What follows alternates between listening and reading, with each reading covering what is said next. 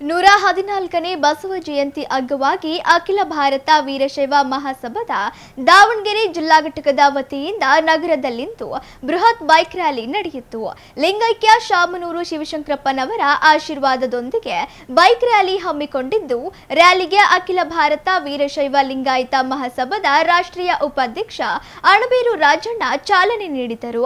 ಶಾಮನೂರು ಆಂಜನೇಯ ಸ್ವಾಮಿ ದೇವಸ್ಥಾನದಿಂದ ಆರಂಭವಾದ bike rally Bapuji bank ಸಮುದಾಯ ಭವನ ವೃತ್ತ, SS mall, LFM circle, Kasal Vittal park, Gundi circle, Modi compound ರಸ್ತೆ, ಚರ್ಚ್ ರಸ್ತೆ, ರಾಮಣ್ಕೋ ಸರ್ಕಲ್, ಅರುಣಾ ಟಾಕೀಸ್ ರಸ್ತೆ, ರೇಣುಕಾ ಮಂದಿರ ರಸ್ತೆ ಹಾಗೂ ಎಂಬಿ ಕೆರೆ ರಸ್ತೆ ಮೂಲಕ ಬಸವೇಶ್ವರ ವೃತ್ತದಲ್ಲಿ ಸಂಪನ್ನಗೊಂಡಿತ್ತು. ಈ ವೇಳೆ ಪಾಲಿಕೆಯ ಮಾಜಿ ಸದಸ್ಯ ದಾವಣಗೆರೆಯ ಪ್ರತಿಷ್ಠಿತ JH Patel academy, BIT road near Hemavathi hostel, Davangere admission open now. Gadigudal Manjunath, Vani Bakkesh, BSc ಅಂಗಡಿ ಮಾಲೀಕ ಮೃಣಾಲ್ ಸೇರಿದಂತೆ ಮತ್ತಿತರರಿದ್ದರು.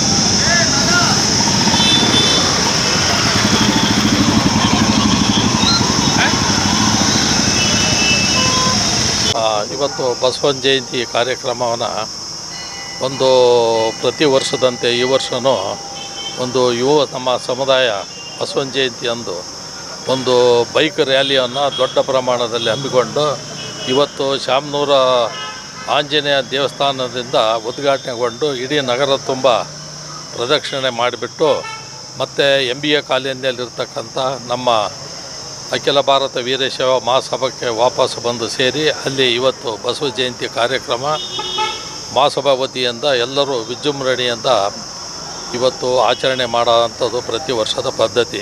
ನಗರದಲ್ಲೇನು ಭಾಳ ಕಡೆ ಅಷ್ಟು ಎಲ್ಲ ಒಂದೇ ಕಡೆ ಸೇರಿ ಈ ಬಸವನ ಜಯಂತಿಯನ್ನು ಭಾಳ ಒಂದು ಅರ್ಥಪೂರ್ಣವಾಗಿ ಮಾಡಿದರೆ ಒಳ್ಳೆಯದಿತ್ತು. ಅದು ಬೇರೆಯವರು ಒಂದು ಕಡೆ ಮಾಡ್ತಾ ಇದ್ದಾರೆ, ಅದು ಸರಿಯಲ್ಲ.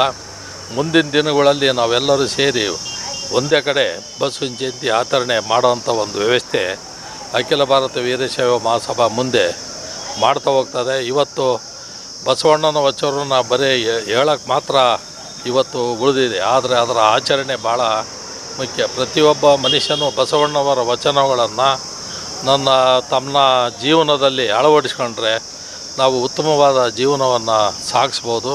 ಅದು 8ನೇ 12ನೇ ಶತಮಾನದಲ್ಲಿ ಭಾಳ ಸರಳ ರೀತಿಯಲ್ಲಿ ವಚನಗಳನ್ನು ಅಂದಿನ ವಚನಕಾರರು ಭಾಳ ಸರಳವಾಗಿ ಪ್ರತಿಯೊಬ್ಬರಿಗೂ ಅರ್ಥವಾಗೋ ರೀತಿಯಲ್ಲಿ ಅವರು ರಚನೆ ಮಾಡಿದ್ದಾರೆ. ಬರೀ ಇದು ಯಾವುದೋ ಒಬ್ಬ ಜಾತಿಗೆ ಸೀಮಿಸ್ತದಲ್ಲ, ಲಿಂಗಾಯತರಿಗಷ್ಟೇ ವೀರಶೈವರಿಗಷ್ಟೇ ಅನ್ನೋ ಒಂದು ಮನೋಭಾವನೆ ಅದು ಹೋಗ್ಬೇಕು. ಎಲ್ಲರೂ ಬಸವಣ್ಣವರ ಅವರು ಯಾವುದೋ ಜಾತಿ ಭೇದ ಮಾಡಲಿಲ್ಲ. ಅವರು ಜಾತಿ ಎರಡೇ ಇರೋದು, ಒಂದು ಗಂಡು ಒಂದು ಹೆಣ್ಣು. ಆ ನಿಟ್ಟಿನಲ್ಲಿ ಅವರು ಸಮಾಜಕ್ಕೆ ಒಂದು ಒಳ್ಳೆ ಎಲ್ಲರನ್ನೂ ಒಟ್ಟಿಗೆ ತಗೊಂಡು ಸಾಮರಸ್ಯವಾದ ಜೀವನ ಮಾಡಿ ಒಳ್ಳೆಯ ನಡತೆ ಮತ್ತು ಕಾಯಕವೇ ಕೈಲಾಸ ಅಂತ ಬದುಕಿಗೆ ಎಷ್ಟೊಂದು ಮಹತ್ವ ಇದೆ. ಆ ಬದುಕು ಮನುಷ್ಯನೆಲ್ಲ ಏನೆಲ್ಲ ಬದಲಾವಣೆ ಅದು ವಚನಗಳನ್ನು ಅಳವಡಿಸ್ಕೊಂಡ್ರೆ ನಮ್ಮ ಜೀವನ ಮಟ್ಟ ಇನ್ನೂ ಭಾಳ ಸುಧಾರಿಸ್ತದೆ ಅನ್ನೋ ರೀತಿಯಲ್ಲಿ 12ನೇ ಶತಮಾನದಿಂದ ಇಲ್ಲಿಯವರೆಗೂ ಬಸವನ ಜಯಂತಿಯನ್ನು ಪ್ರತಿ ವರ್ಷ ನಾಡಿನಾದ್ಯಂತ ಆಚರಣೆ ಮಾಡ್ತಾ ನಾವೆಲ್ಲ ಬಂದಿದ್ದೀವಿ. ಇವತ್ತೆಲ್ಲ ಯುವಕರಿಗೆಲ್ಲ ಇದು ಒಂದು ತಿಳುವಳಿಕೆ. ಅವರು ಆ ರೀತಿಯಲ್ಲಿ ನಡೀಲಿ ಅಂತ ನನ್ನ ಆಶಯ.